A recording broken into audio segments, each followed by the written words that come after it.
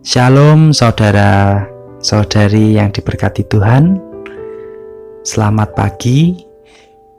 Kembali kita bertemu di dalam renungan satu hati, sapaan Tuhan tiap pagi. Sebelum kita memulai renungan kita, marilah kita berdoa. Bapa di surga, Bapa yang penuh kasih, Bapa yang kami sembah di dalam nama Tuhan Yesus Kristus. Terima kasih Bapa untuk istirahat malam tadi. Terima kasih untuk datangnya pagi kembali Bapa. Terima kasih untuk setiap kesempatan yang Kau berikan kepada kami semua. Terima kasih Bapa. Jikalau saat ini kami akan berkumpul kembali untuk merenungkan firman-Mu Bapa, kiranya Engkau sendiri yang memimpin renungan kami pada pagi hari ini, supaya apa yang kami bicarakan adalah benar-benar dari Engkau, supaya apa yang kami bicarakan tentang firman dapat kami juga lakukan di dalam kehidupan kami hari lepas hari. Di dalam nama Tuhan Yesus Kristus kami berdoa dan mengucap syukur. Haleluya. Amin. Renungan kita pada pagi hari ini diberi judul Diberi Roh Kudus. Adapun bacaan akan diambil dari kitab Lukas 11 ayat ke-11 sampai ke-13. Pagi hari ini akan dibacakan oleh salah satu anggota pra-remaja GKJ Condong Catur, Adik Selin. Silahkan Adik Selin. Bacaan firman Tuhan pada pagi ini terambil dari kitab Lukas 11 ayat 11 sampai 13. Yang demikian: Bapa manakah di antara kamu, jika anaknya meminta ikan daripadanya, akan memberikan ular kepada anaknya itu diganti ikan? Atau jika ia meminta telur, akan memberikan kepadanya kalajengking?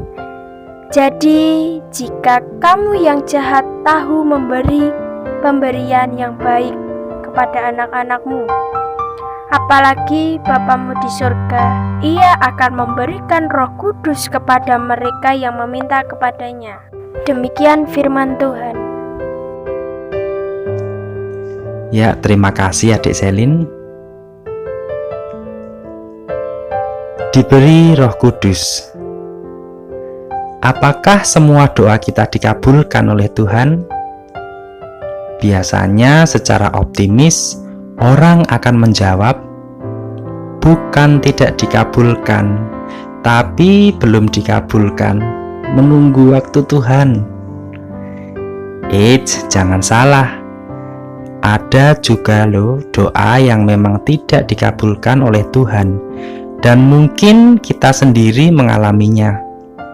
Misalnya saja bagi kita yang sekarang ini sudah memasuki usia pensiun, mungkin dulu kita pernah berdoa agar kita menjadi seorang PNS. Tapi ternyata kita tidak pernah menjadi seorang PNS, melainkan seorang pegawai swasta sampai kita pensiun. Bukankah itu berarti Tuhan tidak mengabulkan doa kita seperti yang kita minta? Pada Injil Lukas pasal yang ke-11, di ayat yang ke-9, pembaca diminta untuk meminta, mencari, dan mengetuk. Lalu di ayat yang ke-10, diberikan janji bahwa setiap orang yang meminta akan menerima, setiap orang yang mencari akan mendapat, dan setiap orang yang mengetuk, maka pintu akan dibukakan baginya. Apakah ayat ini tidak berlaku lagi, atau kita harus memaknainya secara baru? Jika kita perhatikan di ayat yang ke-13, maka semoga kita akan mendapatkan jawabannya. Di situ dikatakan bahwa Bapa akan memberikan Roh Kudus bagi setiap orang yang meminta kepadanya. Jadi, Roh Kuduslah yang akan membuat seseorang mampu menerima apa yang menjadi rancangan dan kehendak Tuhan yang kita yakini paling baik bagi hidup kita. Karena bisa saja permintaan yang kita doakan itu menurut kita baik, tapi belum tentu baik menurut Tuhan. Belum tentu juga sesuai dengan rancangan dan kehendaknya.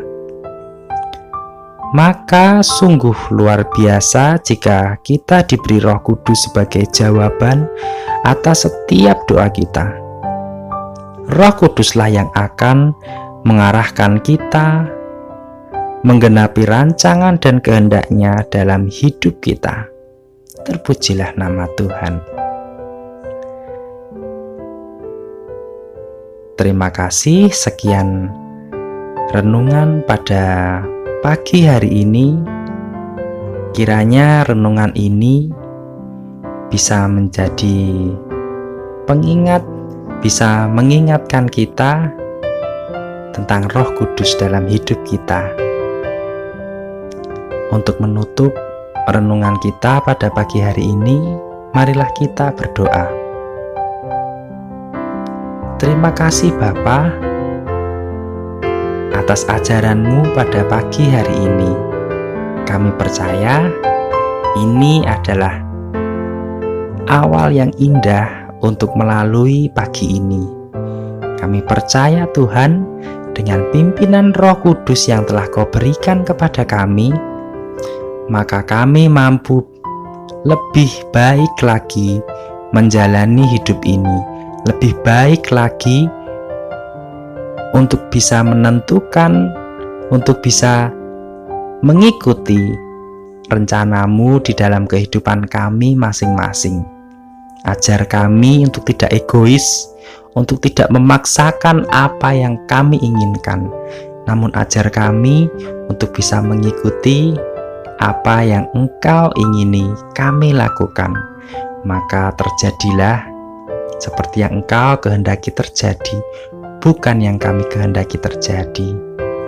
Banyak dosa dan kesalahan yang telah kami perbuat Bapa, kiranya Tuhan mengampuni. Doa yang jauh dari sempurna ini kami panjatkan di dalam nama Tuhan Yesus Kristus, Juru Selamat kami yang hidup. Haleluya, amin. Terima kasih saudara semua. Shalom, Tuhan Yesus memberkati.